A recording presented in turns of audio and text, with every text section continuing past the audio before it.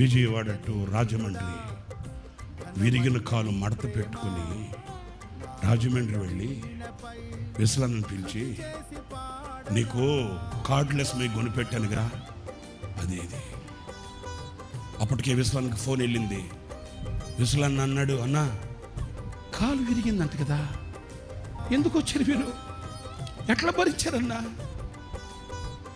నాకు కాలు నొప్పి కంటే నా బిడ్డలు ఎదురు చూస్తున్నారన్న బాధ ఎక్కువగా ఉందిరా.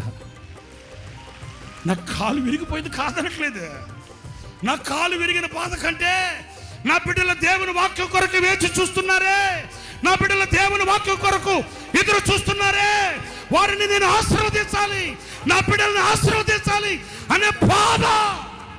నా ప్రియమైన సహోదరులారా, పని వాళ్ళు కావాలి.